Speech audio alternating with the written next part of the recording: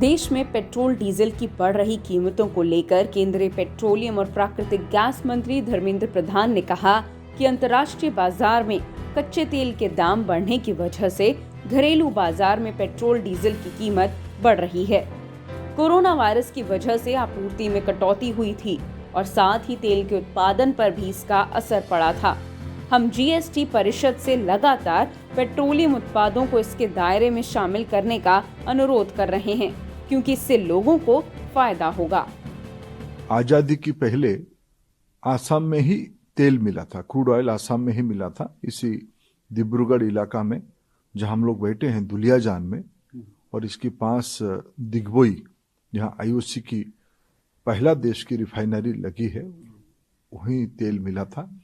और देश की जो ऑयल रिसोर्स है उसकी लगभग 18% नॉर्थ ईस्ट में ही है। आसाम, अरुणाचल, नागालैंड, मिजोरम, त्रिपुरा, ये सारे इलाका में ऑयल और गैस पूरा भरा हुआ है।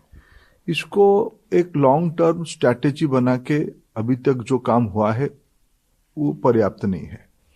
जब प्रधानमंत्री जी 2014 में देश की जिम्मेवारी संभाले, तब हम लोगों ने यहाँ एक नॉर्थ ईस्टर्न हाइड्रोकार्बन विजन 2030 की प्लान किया है, जिसमें एक ध्यान में आया कि जब यहाँ ऑयल एक्सप्लोरेशन बढ़ानी पड़ेगी, इंफ्रास्ट्रक्चर खड़ी करनी पड़ेगी, pipelines, crude pipeline, product pipeline, gas pipelines, LPG pipeline, ये सारा अगर हम यहाँ विस्तार करेंगे, रिफाइनिंग कैपेसिटी बढ़ाई जाएगी, ऑयल प्रोडक्शन, गैस प्रोडक्शन बढ़ाई जाएगी, और उसी की श्रृंखला में कुछ वैल्यू एडिशन भी होगा। डिब्रूगढ़ जिले में बीसीपीएल बना है, नामरू फर्टिलाइजर यहीं की गैस से चलती है। नॉर्थ ईस्ट में कई राज्यों में गैस बेस्ड पावर प्लांट्स हैं। ये सारा यहाँ की अर्थनीति को और तेजी ला सकता है।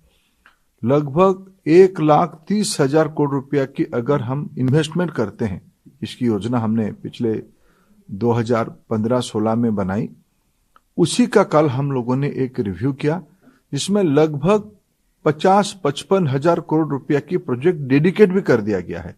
उसी सीरीज में कल प्रधानमंत्री जी ने 3,000 करोड़ से ज्यादा इन्वेस्टमेंट कैपेसिटी की 3 बड़े बड़े प्रोजेक्ट ऑयल सेक्टर की, गैस सेक्टर की कल आसाम के अंदर डेडिकेट किया।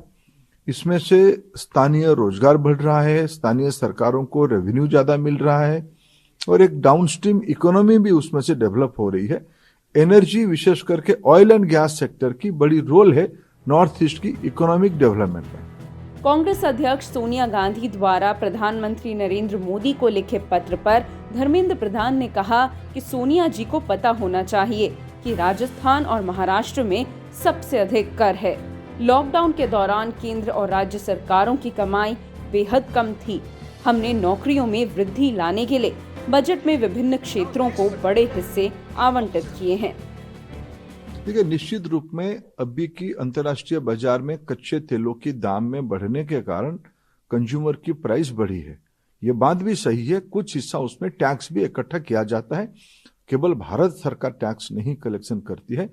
माननीय सोनिया गांधी जी की जो दल की शासन राज्य में सबसे ज्यादा टैक्स है, वो राजस्थान हो, महाराष्ट्र हो, ऐसे ये समीक्षा करना सिर्फ केंद्र सरकार टैक्स कलेक्शन करती है, सही नहीं। और ये बात सही है, टैक्स कलेक्शन भी किया जाता है।